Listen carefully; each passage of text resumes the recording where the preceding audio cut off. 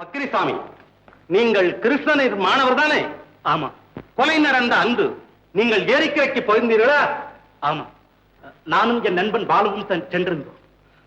அங்கு ஒரே படகில் ப்ரொஃபசர் கிருஷ்ணனும் ராதாவும் தனியாக ஏறி செல்வதை பார்த்தோம். அப்போது கிருஷ்ணன் நிலைமை எப்படி இருந்தது? அவர் ஏதோ தவறு செய்ய போவதைப் போல் அவசர அவசரமாக ராதாவை படகில் ஏற்றிச் செல்வதை பார்த்தோம். That's all, Your Honor. Mister Pakrisamy, ராதாவை ப்ரொஃபசர் கிருஷ்ணன் நீரில் தள்ளி கொன்றதை உங்கள் கண்களால் நீங்கள் பார்த்தீர்களா? வந்து வந்து ஏன் தயங்குகிறீர்கள்? நீங்கள் பார்த்தீர்களா இல்லையா? படகில் இருந்தது ராதாவும் கிருஷ்ணனும். கிருஷ்ணனை தவிர ராதாவை வேறு யார் சார் கொண்டிருக்க முடியும்? அது வேறு விஷயம். நீங்கள் உங்கள் கண்களால் பார்க்கவில்லை, அப்படித்தானே? ஆமா, நான் பார்க்கவில்லை. That's all, Your Honor. ஐயா, கோமதி, உனக்கு எப்படி ஆறுதல் சொல்றதுன்னு எனக்கு புரியல. பெருமாள், என்னங்க, என் தாயார் உயிரோடு இருக்கும்போது நீயும் அவங்களுக்கு ஒரு மகனை போல இருந்திருக்க. அவங்க இறந்த பிறகு நீதான் ஈமச் சடங்குகளை செய்திருக்க. இன்னொரு சின்ன உதவி எனக்கு செய்தியா? சொல்லுங்க ஐயா. என் வீட்டை வித்து உன் கடைக்கு சேர வேண்டிய பணத்தை கொடுத்துரு. கோமதிக்கு ஒரு நல்ல இடத்துல கல்யாணம் செய்து வச்சிடு. இதுதான் என்னுடைய கடைசி விருப்பம்.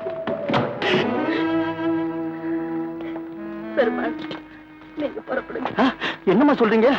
அம்மா, நான் சொல்றது கொஞ்சம் கேளுங்கம்மா. நானும் என் சம்சாரமும் திருத்தணிக்கு அவங்க அப்பா வீட்டுக்கு போறோம். நீங்களும் எங்களோட வந்துருங்களேன். மாமாவுக்கு கோர்ட்ல என்ன தீர்ப்பு கொடுக்க போறாங்கன்னு தெரியாம நான் எப்படிங்க வெளியூருக்கு வர்றது? அம்மா, தீர்ப்பு சொல்ல எத்தனை நாள் ஆகுமோ என்னமோ. அது வரைக்கும் நீங்க ஆம்பளை துணை இல்லாம தனியா இருக்கிறது சரியில்லம்மா. ஆண்டவனே, சத்தியத்துக்கு இப்படி ஒரு சோதனையா வரணும். கொலை நடந்த அன்று கிருஷ்ணன் ராதாவுக்கு எழுதிய கடிதம் இது. அது நீங்கள் எழுதிய கடிதம் தானே? ஆமா. அந்த கடிதத்தை படியுங்கள். என்ன தயக்கம்? படியுங்கள் கிருஷ்ணன். ராதா, உன்னுடைய ஆசை காரணமாக நான் மாணவர் சமூகத்திடை மானமிழந்து நிற்கிறேன். இந்த நிலையில் நீ என்னை மறந்து விட்டாய், வேறு ஒருவனை மணக்கப் போகிறாய் என்று கேள்விப்பட்டதும் என் மனம் ஆத்திரத்தாலும் அவமானத்தாலும் குழம்பிவிட்டது. நீ என் எதிரே இருந்தால் உன்னை கொலை கூட செய்திருப்பேன். ஆனால் நீ மனமாறி இருக்க மாட்டாய் என்ற நம்பிக்கையில் உன்னை ஒரு முறை சந்தித்து பேச விரும்புகிறேன். இன்று மாலை ஏரிக்கரைக்கு வா, அங்கு ஒரு முடிவு காண்போம். I object to the letter, Your Honor. இதற்கும் இந்த கேஸுக்கும் எந்த விதமான பொருத்தமும் இல்லை. குற்றவாளி கொலை செய்ய தயாராக இருந்தார் என்பதை காட்டும் கடிதம் இது. இதை அனுமதிக்க வேண்டுகிறேன். Objection overruled. கடிதம் முக்கியமான சாட்சியம். அதை நான் அனுமதிக்கிறேன். Proceed. கொல்லப்பட்ட ராதா என் சகோதரியின் மகள். ப்ரொஃபசர் கிருஷ்ணன் ராதாவின் அறியாமையை பயன்படுத்திக் கொண்டு படிக்க வந்த அவளிடம் தகாத முறையில் நடந்து கொண்டார். விஷயம் மிஞ்சி போகும் முன் ராதாவை கண்டித்து அவளுக்கு வேறு இடத்தில் மணமுடிக்க ஏற்பாடு செய்தோம். இதில் ராதாவின் விருப்பம் என்ன? கிருஷ்ணனை மறந்து அவள் வேறு இடத்தில் மணக்க சம்மதித்தாள். வேறு இடத்திலே மணக்க சம்மதித்த ராதா ஏரிக்கரையிலே கிருஷ்ணனை சந்திக்க போவானே. கிருஷ்ணன் கடிதம் கண்டதும் அவரை நேரில் சந்தித்து தன்னை மறக்கும்படி கூற சென்றிருக்கிறான். கரெக்ட். கடிதம் வரும்போது சுமார் மணி என்ன இருக்கு? மணி 4 இருக்கும். 4 மணி என்று திட்டவட்டமாக உமக்கு எப்படி தெரியும்? அந்த பையனிடமிருந்து கடிதத்தை வாங்கியதே நான் தானே. அப்படியானால் ராதா கடிதத்தை பார்த்திருக்க முடியாது. எதேச்சியாக அவள் ஏரிக்கரைக்கு போயிருக்க வேண்டும், அப்படித்தானே? என்ன மொழிக்கிறேன்? இல்லை, ஆமாம், எதேச்சையாக. முதலில் கடிதத்தை பார்த்த பிறகு ராதா ஏரிக்கரைக்கு போனாள் என்று சொன்னீர்கள். பிறகு எதேச்சியாக போயிருக்கலாம் என்கிறீர்கள். முன்னுக்கு பின் முரணாக பேசுகிறீர்களே, எது உண்மை? இது சார், என்ன குழப்பாதீங்க சார், எனக்கு ஒண்ணுமே புரியல சார். கிருஷ்ணன் தான் ராதாவை கொண்டு இருக்கணும்.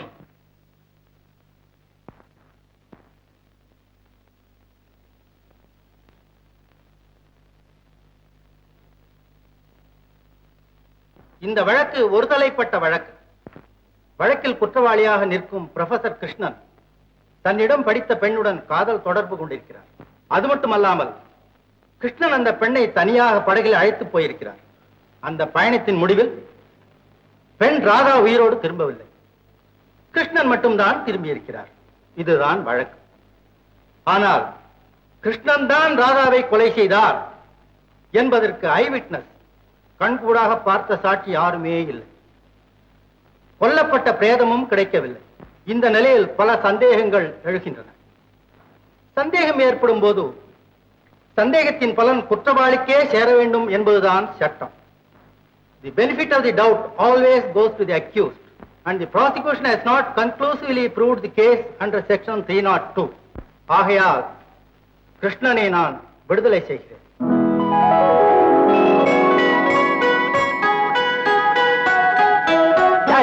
அயோக்கிய பையன் விடுதலாய் வெளியில வந்துட்டான் பாருடா. படிச்சவல்ல, அதனால சட்டத்தை ஏமாத்திட்டான். ஒரு பெண்ணை புறத்துக்கு வாடனோட தூக்கு. இந்த மாதிரி அயோக்கிய பத்திரிகை வெளியே விட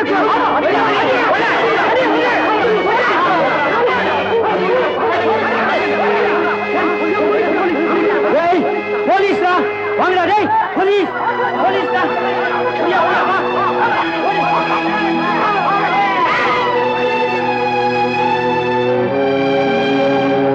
ஓடுற ரயில்ல இருந்து ராதா விழுந்துட்டாங்க டாக்டர்கிட்ட சொல்லி இருக்கிறேன்.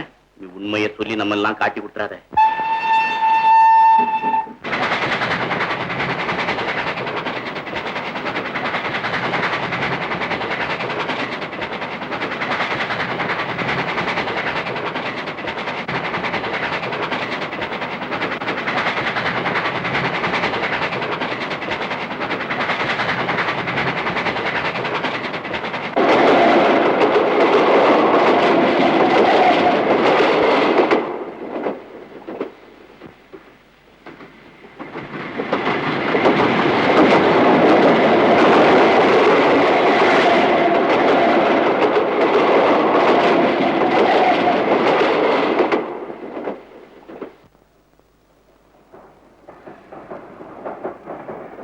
மிஸ்டர் சங்கர், ஓடும் ரயில்ல இருந்து விழுந்ததுனால ராதாவுக்கு ஷாக் ஏற்பட்டிருக்கு.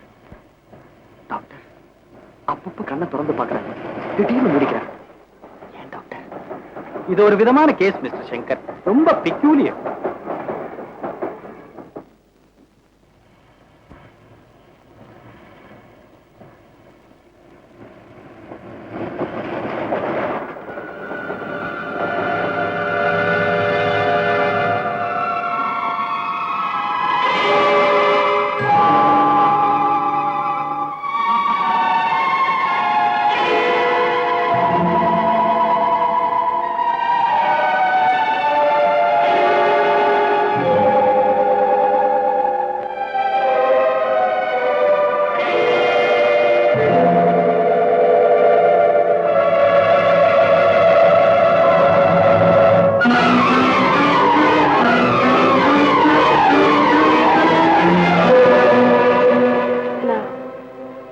நான் எங்க இருக்கேன்?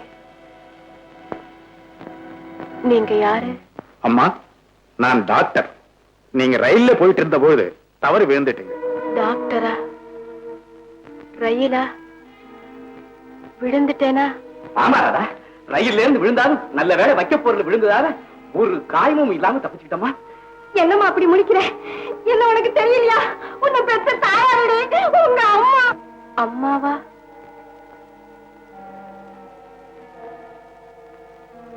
நீங்க யாரு? ஐயோ, அதுக்குள்ள மறந்துட்டாளே. 10 மாசம் சுமந்து பெத்து ஒரு எறும்பு கடிக்காம எவ்வளவு அன்பா வளர்த்தினேன். ஐயோ, இதெல்லாம் அந்த இப்பதான் ராதா எழுந்து உட்கார்ந்து இருக்குது. எனக்கு பயமா இருக்கு, ரொம்ப பயமா இருக்கு.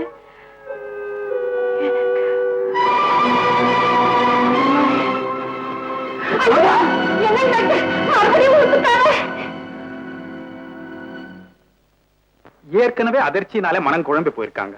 நீங்க எல்லாம் வந்து இப்படி தொந்தரவு கொடுத்தா. Doctor, what's your condition exactly? Mister Shankar, this is what is called amnesia. ஷாக்னால அவங்களுக்கு பழைய ஞாபகம் எல்லாம் போயிடுச்சு. இப்போ அவங்க ஒரே உடல்ல 2வது ஜென்மம் எடுத்த மாதிரி. டாக்டர், ராதாவுக்கு பழைய ஞாபகமே வராதா? என்னால ஆனது செய்யறேன். மனோவைத்திய முறையிலே ஒருவேளை ஞாபகம் வந்தாலும் வரலாம். ஐ சி. டாக்டர், எவ்வளவு செலவானாலும் பரவாயில்ல, ராதாவுக்கு சீக்கிரமா பழைய ஞாபக சக்தி வரும்படியா செய்யுங்க. அம்மா, உங்க மகளுக்கு குணமாற வரைக்கும் நீங்க எல்லாம் இங்கேயே இருக்கலாம். ஐயோ, அது எப்படிங்க நாங்க உங்க வீட்டுல இருக்க முடியும்? ராதாவுக்கும் உங்களுக்கும் கல்யாணம் ஆயிருந்தாலும் பரவாயில்ல, ஊர் உலகம் என்ன சொல்லும்? ஆமா, முதல்ல ராதாவுக்கு பழைய நினைவு வரட்டும், அதுக்கப்புறம் கல்யாணத்தை பத்தி பேசுவோம். Please carry on doctor. வாங்க போறோம்.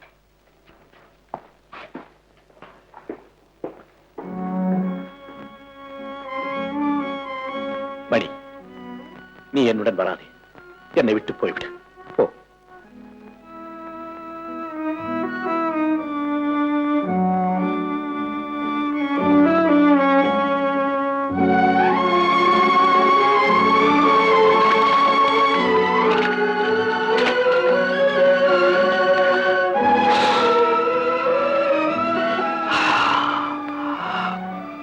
உடலிலே பசி என்ற நெருப்பு, உச்சியிலே சூரியன் என்ற நெருப்பு, இந்த இரண்டும் சேர்ந்து என்னை எரித்து விட்டால் எவ்வளவு நிம்மதியாக இருக்கும்.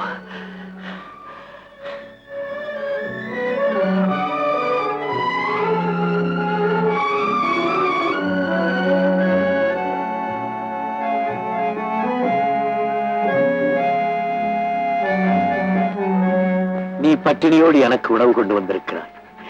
நான் பசியே தெரியாத இடத்துக்கு போக போகிறேன். நீ சாப்பிடு மணி.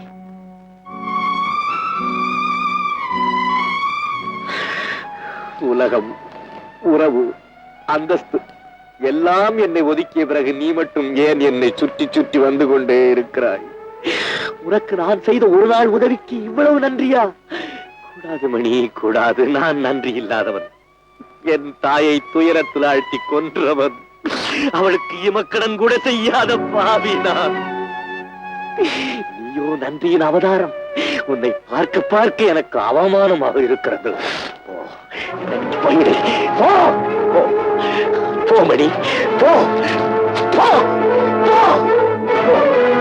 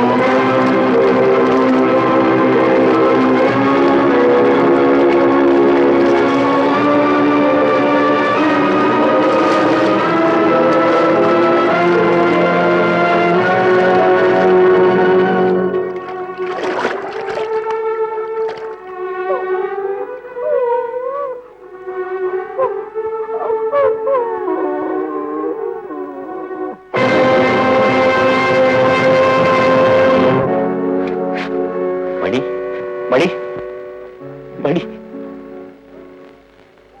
நான் வாழ வேண்டும் என்பதற்காக நீ உன் உயிரை கொடுத்தாயா? எவ்வளவு அன்பு உனக்கு, எவ்வளவு அன்பு உனக்கு. தண்ணீரிலிருந்து வெளிவந்ததும் எஜமான் சாப்பிட வேண்டும் என்பதற்காக இந்த ரொட்டி துண்டையும் தாயன்போடு விட்டு சென்றாயா? எஜமான் யார்? உனக்கு எஜமான்? நீதான் எனக்கு எஜமான். என் குரு நீ.